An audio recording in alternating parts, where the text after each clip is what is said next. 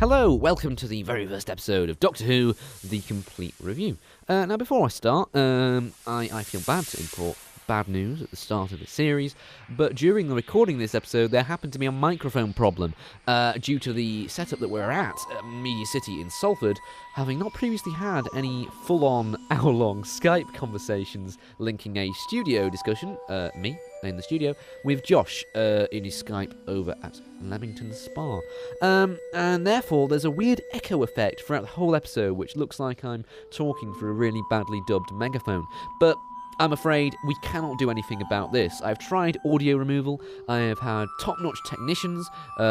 No, really. I tried to work on the show and try and remove it, and all audio removal plugins basically seem to try and detract and remove what we're saying and make it very hard to hear. So naturally, there's going to be a bit of a departure between what I say and how you hear me, with a big echo and really loud, and how you hear Josh on Skype. But don't worry, we have just recorded episode 2 as I record this, and this situation is fixed for week 2. So apologies to start on a downer, but try and get used to it, and I hope that the echo doesn't detract too much. But no, here we are. This is the beginning. This is the start of 800 and something or other weeks of our life, and you're going to have to start it with a bit of an echo effect, so I apologise for that, and I hope to see you in a moment or two, where me, Ryan Croughan, and Josh Dixon discuss An Unearthly Child.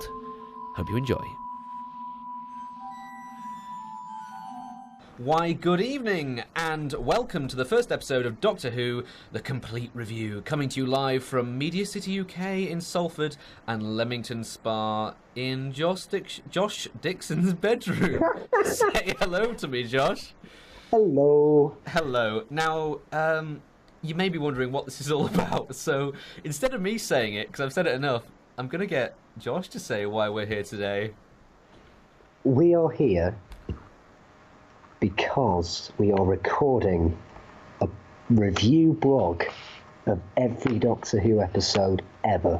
Yeah, this is the beginning of the next, I'm not sure how many years of our lives, but basically, you'll be getting an episode every Saturday, so we're watching it as if they would have done back in the 60s. One episode a week, ending on a cliffhanger, although our cliffhangers will not be as exciting as the cliffhangers in the show. Or maybe not, I don't know. Someone might die one week. It depends on the show. It depends on the show. But of course, today is a very special day because not only is it Halloween, but we have just watched An Unearthly Child, which is a bit hard to talk about, I think, because it's surely one of the greatest and most important pieces of television created in the past, I don't know, decade? How do we approach talking about this and managing to sort of cut off from the fact of what the show's become now? That was my big worry about talking about it. What do you think? Well, I think there's nothing to worry about. We just look at this objectively, we tackle what it's like as an episode, and we move on with our lives. Yeah, what did you feel watching it, and also when did you first see this? Because we're both very big Doctor Who fans, but I didn't see this episode until a long time into when I'd started watching it. Yeah, same actually. I didn't see it until I bought the, is it called The Beginning? Same here, yeah. The Beginning DVD box set. Yeah, because I've been watching it for years since I was a child, and then I kind of thought I should probably see how it started. Mm-hmm. And yeah, I quite enjoyed it. When you say quite enjoyed it, when you watched it, did you get this feeling of like, shit, this is the start of 53 years worth of media? Or did you think, it's nice? I thought the first episode was very intriguing. It all goes tits up from there. The beginning, what's interesting about the beginning of the episode is, what most people say is, that theme tune, watching that for the first time. Of course, we're dulled down to it now. We can go on YouTube, we can listen to some Pratt's mashup of all 10 billion variations of the Doctor Who theme, but still watching the very first times it's heard, what's that like? Because there's something different about it, and how it fades into the sort of blackness of a foggy 1960s street. There's something quite special about it. I don't want to say the word iconic, but you could kind of call it that, couldn't you? It is a definite goosebumps moment. I mean, knowing that is the first time people would have heard it, and then it overlaps onto the police officer, there's something definitely quite mysterious about it. And I don't know, though. I feel it's difficult for us because we can't look at it as the first time hearing it. Yeah. We weren't there for the start of it. This, for us, yes, we're watching the first episode, but it's not really our first episode like it was for the people watching at the time. You can get the goosebumps thing knowing what it means, but I don't know if that's a genuine feeling, if that makes sense. Yeah. Or is it just our attachment to it and to be like, oh, this is the first, this is the beginning? But I think looking at it from a directorial point of view, it is really stunningly done. It is. I am aware, however, one thing we haven't covered is that people may not have seen this episode and may be thinking, what the shizzle are we talking about? Yeah. I mean, the aim of this whole blog is basically you'll listen to this, or you'll go, they're about to watch An Unearthly Child episode 1, I'll go and watch that, and I'll see what we say about it, and people might hopefully understand what we're referring to, because I imagine most of our audience will be idiots like us who've devoted our lives to this shit. I mean, that's if we get an audience. Yeah, but let's focus on the episode, the positives. Yeah. Firstly, I think... Too right. Okay, so yes, iconic, mysterious, opening title sequence. I'm with you on that, Ryan. Yep. And one thing I noted, once again, Waris Hussein, I think, is one of the... not only a pioneer at the BBC because of his ethnic background, which, when you think BBC in the 60s... That again, you put out for a second there, Ryan. I was saying that one of the things that is so good when you think about the direction of this story is how the director got there. We're talking about Waris Hussein, one of the first ethnic directors at the BBC. Because when you think BBC in the 60s, you think pipe puffing, smoking, suited black, black suited white middle class men. And here's someone shaking that up, changing it all up. And you can tell, because comparing this to, say, shows from the 50s and even the 60s at the time, it is so dynamically shot. One example to illuminate that, during the first scene in Totter's Lane, the camera, for the first times, as far as I can know, is meant to be our bird's eye view, our point of view, and the camera literally pushes through the doors to Totter's Lane and then turns around and almost like we're walking with the camera to walk through the doors, pushes the doors open, they make a lovely squeaking noise, and we go and look at the TARDIS. That at the time, and even now, it's quite like, not only because the camera's shaking a bit, but you're like, yeah, I'm going on this journey, I'm immersed already, but I'm also shit scared because, wow, that music. Or I imagine at least that's what it's like at the time, because now we're so used to it. Yeah, very true. I like the shaky cam. I feel like, Spielberg got some ideas from that old 1963. Yeah. I doubt it's deliberate, but we can say it is. We can claim right here that Spielberg watched ideas from Doctor Who. Yeah, it's... when you finished it, what was your overall sort of feeling about it? So we'll discuss story and dialogue, the most important thing for anything, but especially in the 60s, because without big bombastic effects, it's all about the intricacies of character. What did you think about what was going on, how it all began? That's a big question.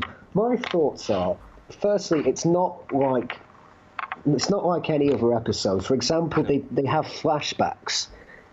Yes. When Barbara and Ian are in the classroom talking about Susan, and then it goes into flashbacks about her talking about history or about science, and it's even those shots are filmed in quite a dark, dreamish kind of way, and that's just never done. It's dynamic, isn't it? Which you don't get ever again, and you wonder why. Why is this sort of thing never done again? Well, the problem is that if you look at any other time, Doctor Who can either try and change up its formula. It has tried since then, but you can have terrible episodes, in my opinion, like the Series 2 Peter Kay, which is the formula gone wrong. Or, it can go well, like the episode Listen or Blink, which are both modern series ones. I feel like the the classic series didn't do it that much, didn't shake up its very standard. Really? Well, hopefully we'll be able to, because I'm from the other point of view, I think the new series is a bit staid, and the classic series was always trying to move with technology and update, but because of course we weren't back then, you have to put on a proper critical approach's mind and go, right, why would this be big for the audience back then? Why would this be a technical achievement, if you know what I mean? Yeah. We're going to disagree on this, because I do quite like the modern series, and you're a man with a very cynical view.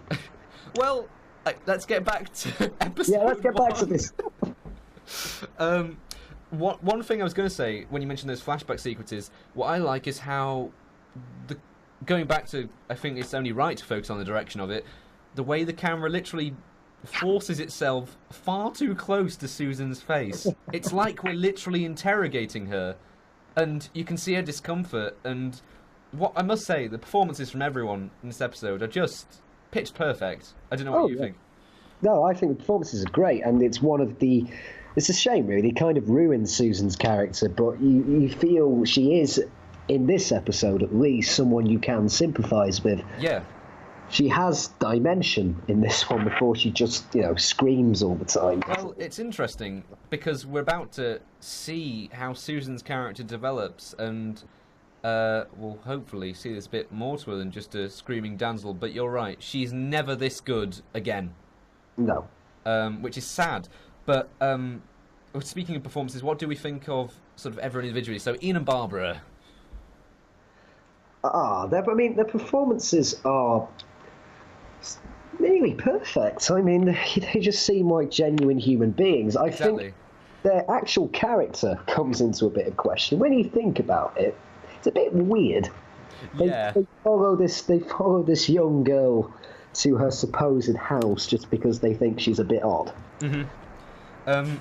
That's not the sort of behaviour that would wash today. But actually, it's a bit dodgy. But then what else? It was 63. I mean, there's no internet. They can't give her parents a ring and go, "Hi, Susan." Yeah, but follow her on Facebook. Look at her Instagram posts. Yeah, but still, I don't think it's acceptable for them to just follow a student home. Oh, I know what we'll do. We'll just stalk. The internet's not been invented yet. Not that they know about the internet. That's me looking at it with a cheeky meta lens. Susan would. They wouldn't be able to just follow a student back home. That's weird.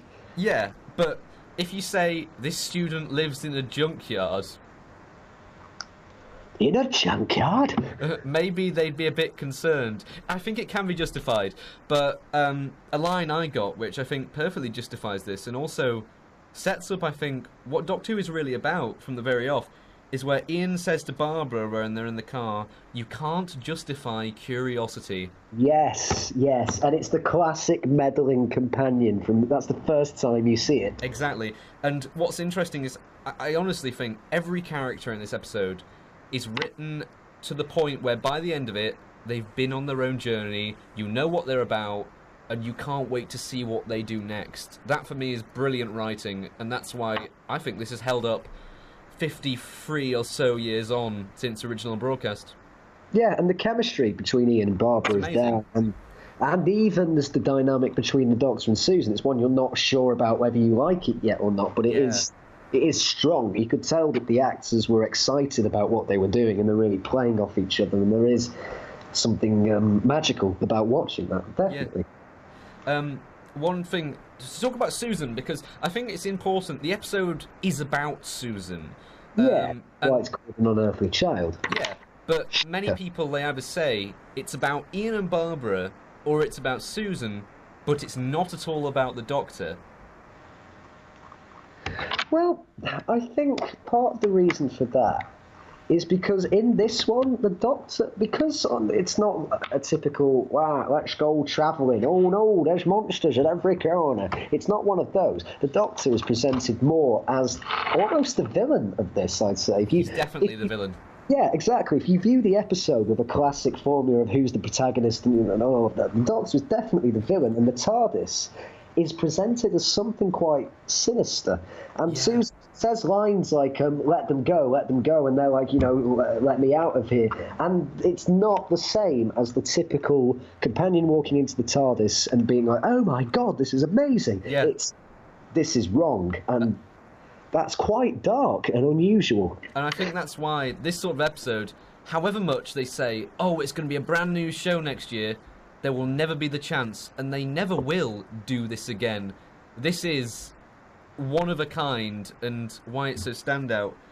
And you're totally right about Hartnell as a sinister figure, and yet he still has these little moments of I don't know.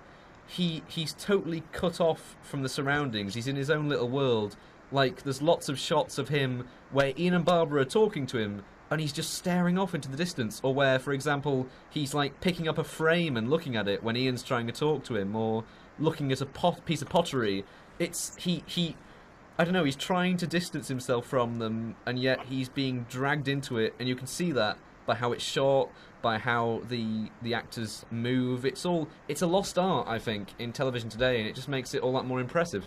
It's very subtle as well, without specifically stating "I'm an alien." You get this. You can tell he's some kind of otherworldly figure from, like you said, the way he'll just stare at something and the way he doesn't quite react in the same way that they do.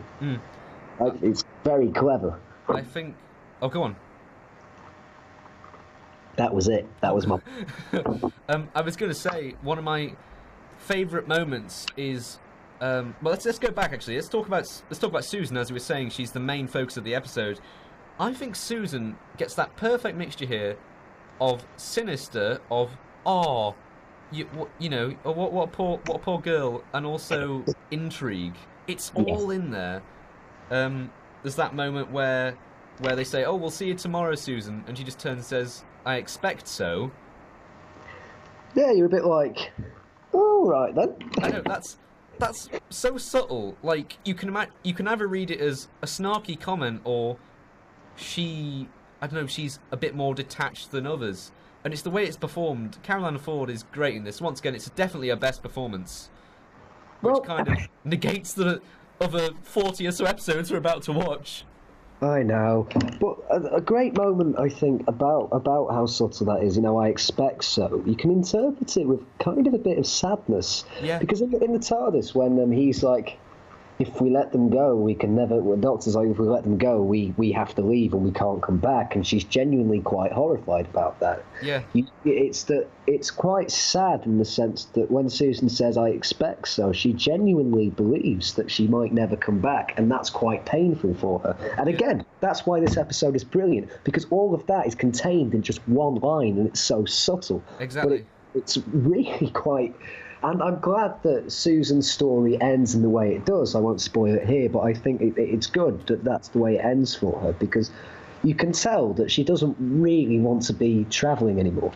Yeah, well, as you can see, there's that little moment where she goes to the Doctor and she's like, oh, I'd rather leave the TARDIS so that I can stay here. And the Doctor says, you're being childish. They're already setting up what her character arc is as she's going to grow up and realise her independence from the very first episode. Yeah. It's incredibly clever, and even just some of the shots in there convey character. For example, when they are in the first TARDIS, trip, and you've got Susan's face with the time vortex overlaid. There's a mixture of it's regret, it's shock, it's bloody hell, what's going to happen? And even the Doctor looks a bit like, oh shit, what have I done? But of course he'd never say that because he's playing the hard man here. Yes, he's like the Vin Diesel of the 60s. Hartnell, we've not talked about him. What do you think in terms of his performance as the Doctor?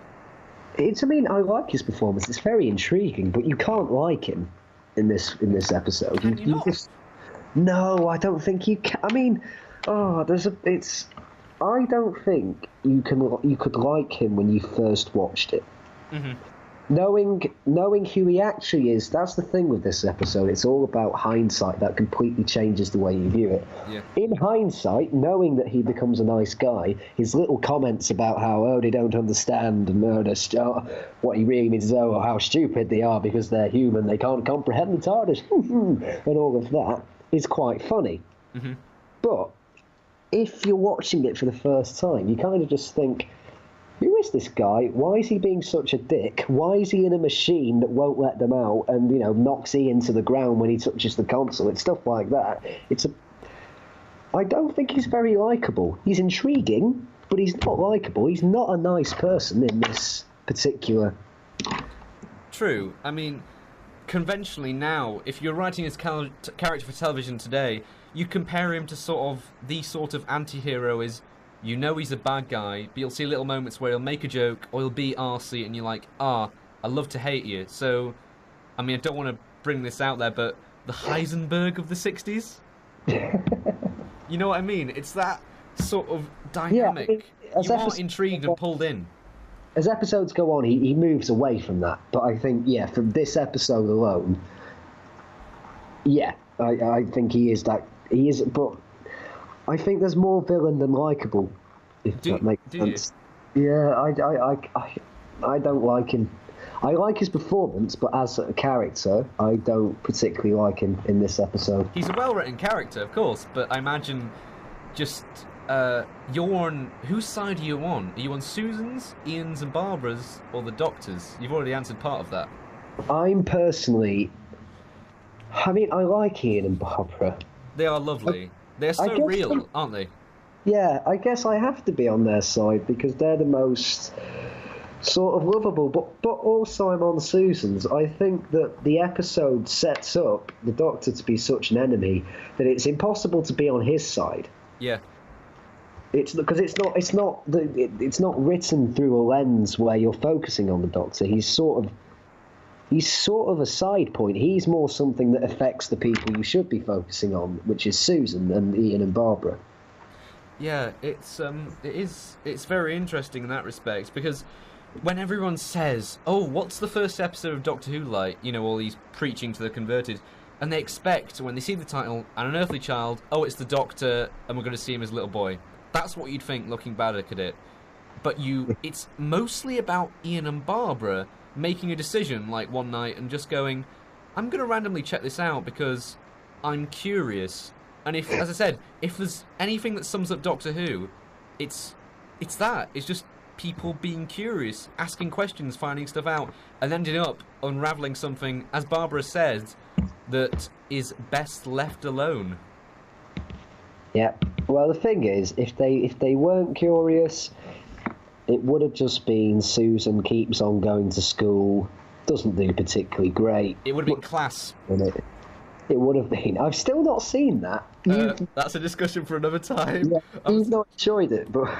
No, I've not enjoyed it. But I was going to say, actually, that scene in Coal Hill School with them chattering, and you've got the weird guy who goes up behind some girls and goes, that bit is more of a real depiction of a high school than anything in class. I'll bear that in mind. Yeah. One thing that I always do like watching this, and once again, I can't rip hindsight apart from it, is, I've mentioned it before, Ian and Barbara's dialogue is it's written in such a way that they are so human, they are so real. It's like you are literally eavesdropping on a conversation between two teachers. There's no dramatic license, there's nothing like that. It is literally two people having a perfectly ordinary conversation. Yeah, that discussion about Susan.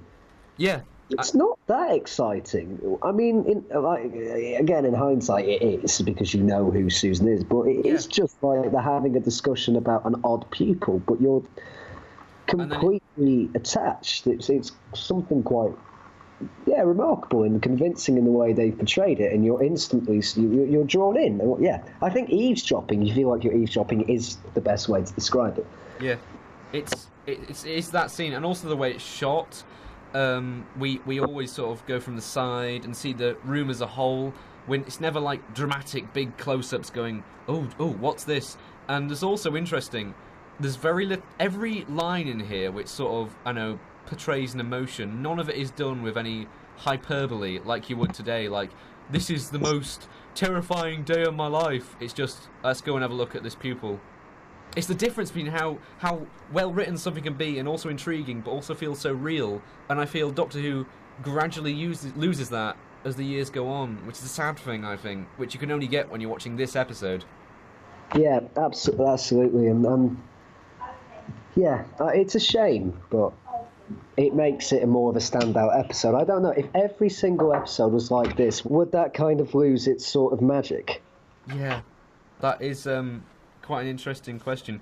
Looking at one of my notes here, one thing going back to your point about the Doctor and Susan's line, "I understand these people better than you," which gave this image of, like, I imagine the Doctor, if we're talking about when he's back on Earth with Susan's at school, what does he do? Does he literally just sit there in the TARDIS and go, "Oh, I don't care about these people, I'm going to sit here and, I don't know, read a book"?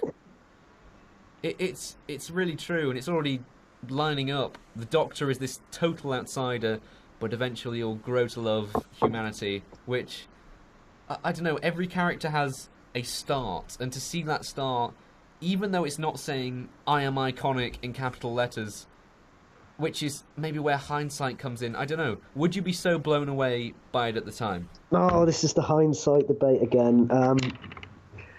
At the time, yes, I think so. Yeah. Because it's so different to anything that was going on at that time. Mm-hmm. Was this before Star Trek came out? I honestly don't know when Star Trek came out. Star Trek was 1966.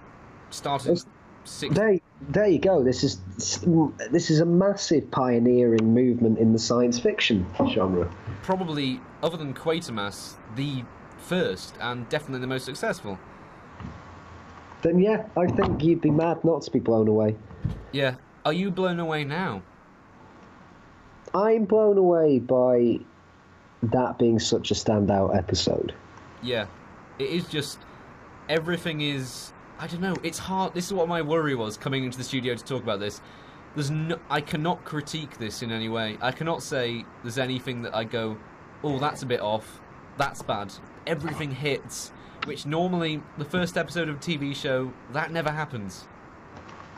Yeah, I agree. A pilot's always, shaky, but this one, I don't have a single negative note, other than not liking the Doctor, but that's the rhythm. Yeah, exactly. Everything that you question with this episode is justified by the way it's written and the way it's directed. It's nearly impossible to actually criticise anything. Yeah, I'm just sitting here grinning now, just thinking about it all and going, it is so hard. How can this have been made to be so perfect? But I guess as well, the whole reason for Doctor Who's existence was there was a massive gap in the schedule and they were losing viewers, so they needed it to be good. They needed it to be so intriguing and to attract so many people, and it did. Yeah. Now we're coming on to the part which I know is going to be a struggle for me, but I don't know about you. At the end of every episode, or near the end, I don't know. We could ramble on forever. We come to a point where we want to pick a moment. It could be good, it could be bad, but one mighty moment. It could be a pinprick of a moment, it could be a large scene, a little visual, a bit of music, a bit of acting, anything that you watch and go, "That's why I love Doctor Who." And we aim to do this for every single episode, so that at the end of the marathon, we'll be able to look back and go, from every episode, there's something that I go, "Yep, that's amazing." Amazing in a good way or a bad way or whatever. And for An Unearthly Child, I struggled picking one moment. So before my big revelation, what do you think, Josh? What moment did make you go, "Yep, that's it"? Personally, it's Susan's funky dance. When she's listening to music.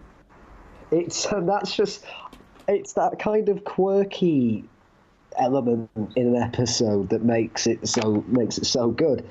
And that's another thing you don't really see in other episodes. It's like Doctor Who was trying to be cool back then, which is, yeah, I just thought that was a really nice cultural, but at the same time, it's cultural, but it's juxtaposed with Susan's very alien dance. It is two worlds mixed together perfectly in that little moment, and that Yeah, that's a beautiful little bit of a beautiful moment. I think is what I'm trying to say. That's One thing you mentioned there was two worlds combining, and I've got written all over a page in my notes here, change and transition. Because the whole, for example, after the TARDIS, we see that we have this lovely sort of blur and fade to the school, almost as if it is literally two worlds melding together between the TARDIS and the school. Yeah, and it's slowly fading from one end to the TARDIS kind of world. Slow. It's what the structure of the episode is, just fading towards that more alien thing, and that makes it such a good cliffhanger. We should probably talk about the cliffhanger, actually. We should probably talk about the whole of the TARDIS scenes, because we sort of talked about the characters and that, but what about the actual structure of the episode, the scenes? And then, of course, at the end, I'll give my moment, because it's going to be a big bombshell, I can assure you. Is it? Yeah. Is it a massive bombshell? Anyway, yeah, what did you think of the TARDIS scenes, the big reveal of the TARDIS? I mean, it's spooky, isn't it? Yeah. I imagine at the time it was jaw-dropping because it's such an incredible and unique concept. Just the phone box in the side, it's bigger. But looking at it, knowing exactly what the TARDIS... I mean, my first view of the TARDIS really was Tomb of the Cybermen when I watched that on VHS. Really? Yeah, so, I mean, I'd already experienced the whole, yes, it's bigger on the inside, and that's fantastic. So, watching this episode, I didn't focus on that. I can imagine at the time, yeah, it was incredible. But for me, it was more, God, this looks creepy. Yeah. It wasn't like, oh, I feel such wonder. It was more... I think it's the way the 660s Doctor Who was shot. Yes. It has a much darker presentation, I think, than the modern Doctor Who and sort of later into the classic era. And that's the thing, even viewing the TARDIS, it was just like, oh, God, and no, I didn't... I liked it as a piece of television, but no, I wouldn't want to be in that TARDIS. No. What's interesting is when you go in, you've got this big shot of just the floor and all of them standing there, and it's the first time in the whole episode that you see a character, you see their whole body. Previously, it's all shot in sort of their waist upwards, showing how cramped and claustrophobic it is. So for the first time, you can see their whole bodies as when they're in the TARDIS. And when you haven't got a lot of space, it's little things like that you can use to show how big a space is, how big the scale is. And I think, once again, that's so clever. Yeah. It's an ingenious way of direct, and hats off, really, to the director, because he nailed it, to be fair. Of course, this is the debate, what many people say. Is the writer of the episode is Anthony Coburn, and episode 1, of course, people go, because episode 1 is so good, and then, of course, naturally, as we come to, there's a bit of a clunk in terms of quality for 2, 3, and 4. How much meddling by the script editor and the producer and the director did episode 1 get to Coburn's original script? I don't know. Yeah, it's interesting because episode 1 is nothing like 2, 3, and 4. It's really not, but maybe that's because it's very earthbound. Yeah, is that the point? And I'll be intrigued. That's the point. Fair. I just think he should have gone for a different concept to the Stone Age. I don't think it's down to his writing, because there are some moments, even though it is that era later on in these 4 stories, where it's still gripping. But the fact that you pick such a boring era to put a story in. Oh, you've got to have the fire. Come on, we've got to have the fire. It's just not interesting. I'm intrigued to reevaluate it, though. To see if it does carry on, because on my previous rewatch, there were so many moments that I thought, actually, episodes 2, 3, and 4 are as good, but I always forget that. So that's why it's going to be interesting, I think, for us to carry on and to go on to week 2. I absolutely disagree with you, but I guess we'll get to that next week. We will get to that next week. Have you got any more points to make? You said you wanted to talk about the cliffhanger. Yes, the cliffhanger. Do you like it? It's one of the biggest and the best moments in television history. Can we say anything more? At the time, yes, but when you knowing it's all about hindsight again. Knowing that it's just a caveman. But it's not about that. It's about the TARDIS being in a different location. Yeah, and it's a brilliant moment where the Doctor stood up looking pensive and everyone else is asleep. But you could think they were dead. Exactly, that is brilliant. And that's one thing I would say with Unearthly Child, Daleks, you know, and definitely End of Destruction, is it has that. They're the only three where I genuinely think you can watch it and think, oh, they could die at any minute. Actually, and that Doctor Who loses that, especially when you learn about regenerations, especially when if a companion does die, it's built up to be a most massive thing, except a few exceptions like Adric, but this is all stuff we'll get to. Yeah. We've got a long time before Adric. Oh, we fucking do. Yeah, you genuinely feel like the companions could die, because it's only, especially here in the TARDIS, it's why it is a good cliffhanger, I guess, is that we haven't known these characters for very long. But we like the most of them, other than the Doctor, who's the one who took us there in the first place, and he's the only one standing. Which kind of makes you think, there's another episode, but what if it's just him? And that is what makes this episode so different, is that you actually think, you're actually disappointed, or well, sad and horrified that he's the one who survived and not the other three. Yeah. And I think this is interesting, and I think it's good for me to note this now, of your dismissal of this cliffhanger, because I think it's why most people dismiss 60s cliffhangers, because they're so different to any other era than Doctor Who. Every 60s cliffhanger, usually, apart from a couple that we'll come on to, are slow burners.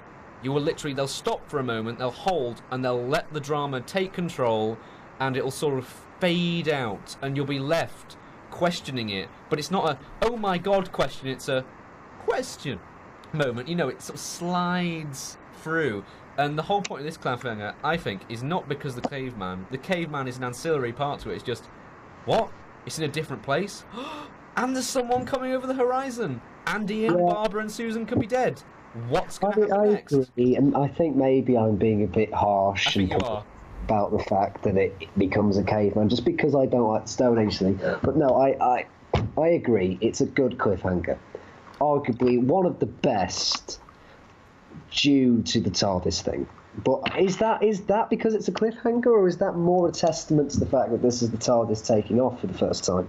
Well, it would be a cliffhanger for them. But once again, now you just watch that and go, oh, it's a TARDIS, it does that. It's all back to hindsight, which I think is the only thing, the only time we can apply hindsight to it on certain episodes, like, as you mentioned, Adric, the Daleks first appearing, but this is the biggest one where you've got to really immerse yourself in the time, and then you'll feel something truly amazing. When I watched it, I had goosebumps, genuinely had goosebumps, because it does, the whole episode sucks you in. It starts off, it's like an ordinary school drama. You think, what could happen? You know, oh, they're looking for a student, and it slowly unravels thanks to those amazing flashbacks which are directed brilliantly, and it all starts to unravel up until the point where Ian feels the TARDIS and goes, it's alive. That's the moment where you know this is going apeshit. Yeah, I think the only moment for an audience of Doctor Who that was close to being as groundbreaking as that was the first ever regeneration. Yeah.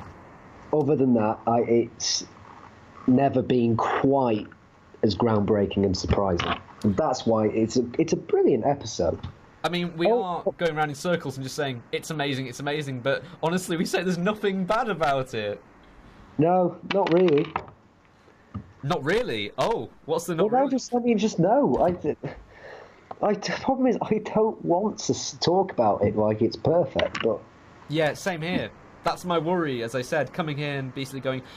I'll give you an example. When I reviewed this, when I did written reviews of every Doctor Who episode ever, and the Unearthly Child Part 1 was the only review where I just wrote a line, and basically it was more along the lines of, many people say An Unearthly Child is one of the most groundbreaking, inspirational, experimental, and brilliantly made pieces of television in the past decade, I guess you can say that I agree, and that was it.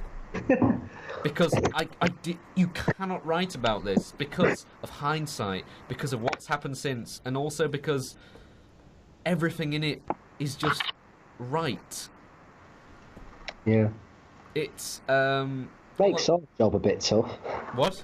Makes our job a bit tough. It does, and that's why I said coming here, which would be interesting once again to go into Caveman one, because I think I'm gonna be kinder than you. I don't know.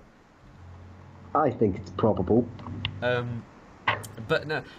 Overall, as an episode, we'll move on to my bit. Favorite moment. It's. I think it is probably, and this is where it comes to my cheat. The moment where it is Susan and the Doctor's faces over the time vortex. Ooh. Because that's not only the moment where it all changes, because you've had, once again, as I said earlier, and it's in my notes in big capital letters, the episode is about change, transition, and I think uprooting, about dragging people and pushing them into places they don't want to go, literally and metaphorically. Okay. Which Doctor Who never does. Ian and Barbara, two ordinary school teachers, clearly get on. They're good mates because they share some great, if a bit middle-class banter. And then you shove them into an area where they're, alright, we're investigating your kid, that's a bit weird, but they do it because they're curious, and they justify it because they're curious, and then they're thrown, locked into this place, which Ian's mocked for, because he's a human, and he's totally arrogant to that. Barbara is just trying to... There's that lovely scene where she's trying to convince Susan, saying, it's all a game, come on, it's all in your head, you've made it up. But they have to face there's more to life. And that's interesting for us as an audience, and definitely for them characters. Susan, she's pushed from a life on Earth to a life where she's like, the grandfather is taking her hand and going, fuck it, you're not staying here, people will blab, I'm taking control, you can't have your freedom anymore. So yeah, every character... Why he's the villain of the piece. Exactly. Every character is uprooted, it's all about change, but the moment with their faces in the time vortex is a moment of genuine terror. And that's never done again. And that's why I love it. Susan looks shit scared. Her life is falling to pieces. What's going to happen? The Doctor is... It seems like he's struggling to breathe. Maybe he's trying to sort of counteract the effects of materialisation. But it's also an, oh shit, what have I done? Which I think is the first moment of proper kindness from the first Doctor. But of course he'd never say it, which I think's quite profound. But yeah, that's my moment, which I know many people would disagree with. No, I think that's completely justified, and it's thinking about it, I can understand why you picked that moment. I think it's so intricate that when I watched it, that wasn't my immediate response. Yeah, mine was more when I saw that. I more just thought about how strange it was seeing the vortex effects. Mm-hmm. We've experienced just the human world, and how weird that must have been, and how well it contributed to the sort of the alien response that an audience hadn't seen before. The thing is as well, that can only be done once. That's why never again does these weird swirling effects come over the TARDIS inside. It only happens once because it's the first time, and it's done so well. And also it's interesting, we only see the Susan and the Doctor's face, we don't see Ian and Barbara. No. Not only because they've fallen over, but this is where the story changes to them and we see, yep, these are our new main characters now, but we're still going to follow Ian and Barbara, but the Doctor's gonna, and Susan, become a bigger role throughout the story. Any final words? Final words? Are we giving the episode a rating? Well, I have set up for us two, which we will update and we will release sort of scores online on our Facebook and Twitter, which by the time you'll be hearing this will be online, and hopefully you've enjoyed our little trailers and interviews. But we will release sort of ratings then. But I have a Google Doc set up for the two of us with every episode ever on there, and we write our ratings next to each one, Josh. Holy moly. Yeah, it took a long time. I told you that I was there spending a whole afternoon going, typing it all out. Josh, your rating for An Unearthly Child, Episode 1 of Doctor Who. Out of what? Out of 10. It's got to be out of 10. We don't do stars here. Alright. Fine, I will give it... I think I'll give it a 10, Ryan. Yeah, once again, I don't want to seem like we're like arse looking this going, oh, amazing, 10 out of 10. But it's got to be a 10 out of 10. What else would I be saying? Exactly. Oh, 9.9 recurring, just for safety. No, it's getting a straight 10 because it is so wonderful. And if you haven't watched it yet, go and find it. You can get it on BBC Store, iTunes probably, or you can be one of those illegal chaps, but we're not condoning that. Anyway, from me and from Josh, from his bedroom and from Salford Keys, I'd like to wish you all a very good night, and I hope you will come and see us next week to review episode 2 of Doctor Who Season 1, The Cave of Skulls. So first, I'm going to say, I've been Ryan Croughan, goodbye from me, and... Wait a minute. Aside from, like, the whole Doctor Who thing... Yeah? The surname is pronounced Croughan. Yes. What?